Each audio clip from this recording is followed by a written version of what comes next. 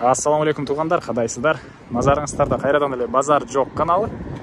Бүгін 8 июль 2022 жыл мен Бишкек шаарынын түндүк тарабы 1 май районуна караштуу Кут конушунда жүрөм туғандар. Ушул жерден бир сатылуучу үй бар экен, ошол жөнүндө силерге маалымат берейин дегем.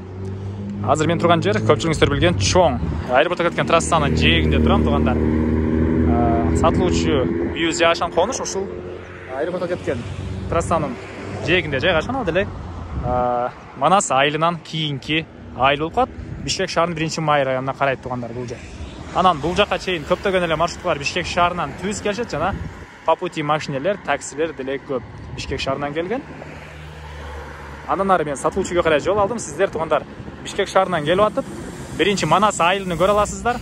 Манас айылынан кийин сол тарапты карап келсеңиздер, бул жерде ак жол заправкасы бар туғандар. Сол тарапты карап келсеңиздер, ошол ак жол заправканын жанынан түз батышты карай бир аз басасыздар да, оң тарапты карап барсаңыздар, биринчи көчөдө мечит, андан кийинки көчөдөгү биринчи үй сатылуучу үй болуп калат. Аралык ушул жерден 100 метр деле чыкпайт туғандар. Ашып барса 100 метр. Мынакей туғандар, чоң трассадан 100 метрдей эле батышты карай басып келип, бүгүнкү чыгарыштагы сатылуучу үйгө да жетип келип калдым.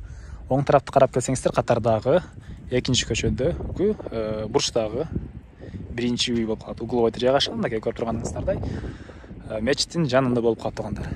Анан бул жерге көчө тарапка кандайдыр бир магазин же болбосо бир дүкөн ачсаңыздар болот туғандар. Мынакей туғандар, чоң трассанан 100 метрдей эле батышты карай басып келип, бүгүнкү чыгарыштагы сатылуучу үйгө да жетип келип калдым. Бул мына көчө тараптан көрүнүшү. Сиздер чоң трассадан келип жатканыңыздарда катардагы экинчи көчөдөгү биринчи үй Угловойдо бурчта жайгашкан. Кандайдыр бир бизнес кылсаңыз деле ыңгайлуу, магазин ачсаңыз же болбосо башка бир нерсе ачсаңыз ыңгайлуу жерде жайгашкан. Мынакей негизи үй ээси деле буга чейин бул жака бир магазин ачайын деп көчө тараптан бир аз жер калтырып койгон экен. План боюнча андан ары короосуна кирейин деп калган маалыматтарды берейин туғандар. Үй жөнүндө айтсак, узун турасы 9га 7. Мынакей көчө тараптарда деле уякта жаш бактар, вишня, черешня, алма, өрүк бактары бар экен. Анан түштүк чек арасы бул жака чейин болуп калат. Жердин аянты документ боюнча негизи туғандар 4 сотук, а фактически могу арты тарабы менен 7 сотуктан көрүп почти 8 сотук деле чыгат деп айтты үй ээси. Мына ушундай жол жээгинде жайгашканына байланыштуу бир кандайдыр ишкерди кылсаңыз деле болот. Ушундай бурчта бизнес кылганга ыңгайлуу жерде жайгашкан. Анан түндүк чек арасы туғандар. Бул жакта үй ээсинин түндүк чек арасында туалет бар, эскоблок менен болгон. Ушул жерге чейин болуп калат экен. Мына ушул жерге чейин болуп калат. Келсеңиздер, чек араларыны үй ээси өзү сиздерге көргөзүп ажыратып берет. Кызыл китеби бар туғандар. Үйдө тех паспорту деле бар, кызыл китеби деле бар. Келсеңиздер, чек араларын жакшылап ченеп сиздерге көргөзүп берет. Мынакей бул үйүбүздүн түндүк тараптан көрүнүшү. Алды тарабы навес, үй өзү узун турасы 9га 7, стенасы саман экен туғандар. Тышкы тараптан утеплять этилген. Мына ушундай көрүнүштө. Андан ары чыгыш тарабында бир дагы чакан навес, анан узун турасы 4кө 4 болгон пескоблок менен болгон дагы бир помещение бар экен. Анын ичинде отоплениянын котелу жайгашкан. Мынакей бул чыгыш тарабы. Азыр биринчи эле болуп үйдүн ички тараптарын сиздерге көргөзөйүн, андан соң короосуна чыгып да калган маалыматтарды берем. Мектеп жөнүндө айтсак туғандар, Манас жака барышат экен, бир айыл ары жака. Бирок бир жылдан кийин бул жерге деле уже мектептин проектлери түшүптүр. Жакында мектеп садик деле бар болот дейт бул айылда деле. Мечит мына жаныңыздарда жайгашкан. Мечиттин жанында бул үйүбүз. Суу, свет бар, плюс 140 метр тереңдиктен скважина деле казылып чыгарылып туғандар. Центральный суу деле бар жана скважинадан менен келген суу деле бар. Отопление котел менен иштейт, үй тышкы тараптан утеплять этилген. Анан канализациянын трубалары бул жака чейин келген дейт. Жакында аны деле киргизип калуу ыктымалы бар экен туғандар. Бул мынакей үйүбүздүн негизи кирүүчү эшиги. Ушундай темир эшик орнотулган. Андан ары киргенде прихожка туғандар.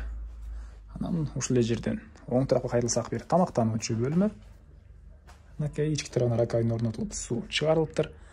Дуалдары венецианская штукатурка дейт беле, венецианка деп коет беле дагы ушундай штукатурка туугандар. Окей. Потолок пластика, түндүк тараптан терезе орнотулган, ар бир бөлмөдө отопленияның батареялары бар жана полу линолеум экен. Андан ары ушул эле жерден өтсөк, бул жакта бир мындай бөлмө бар туугандар. Дуалдары обои, потолок гипсокартон, түштүк тараптан терезе орнотулган, ар бир бөлмөдө отоплениянын батареялары бар. Мына ушундай көрүнүштө. Үйдүн, чоң үйдүн узун турасы 9га 7, ал жагында дагы бир помещение бар, ал узун турасы 4га 4 экен. Эми кареле бул перехожкага чыгып, түз өтсөк, бул жакта дагы бир спальный бөлмө. Потолок пластика, дуалдар обой, түштүк тараптан терезе орнотулган. Окей, мына ушундай көрүнүштө. Эми ушул жерден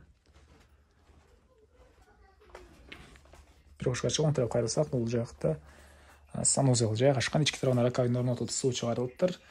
Окей, дуалдары эмне болуп калчу, сайдинг болчу.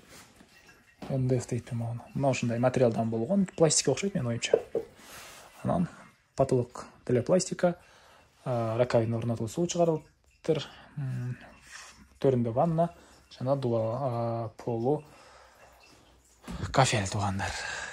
Эми кайрылуу коросуна чыгайын да калган маалыматтарды берейин. Мен кайрылуу үйдүн коросундамын туугандар. Жанакы айткан узун турасы 4га 4 болгон помещение бул жерде жайгашкан. Анын ичинде отоплениянын котелу деле бар туугандар. Окей. Азыркы учурда склад катары колдонулат экен бул помещение. Анан туугандар, бул Кут конушу Бишкек шаарынын 1-Май районуна караштуу болуп калат. Мына үйдүн бул чыгыш тарабы. Окей. Бул чыгыш чегарасы. Түштүк чегарасы ал жолго чейин болуп калат. Кааласаңыздар жол жээгине бир кандайдыр магазин бизнес ачсаңыздар деле болот. Бул жакта жаш бактар бар экен туугандар. Анан түндүк чегарасы бул туалеттин бурчуна чейин болуп калат. Эмне маалымат калды туугандар? Бардык эле маалыматтарды бердим окшойт. Баасы эле калды. Бул үйдүн баасына $27,000 деп атышат.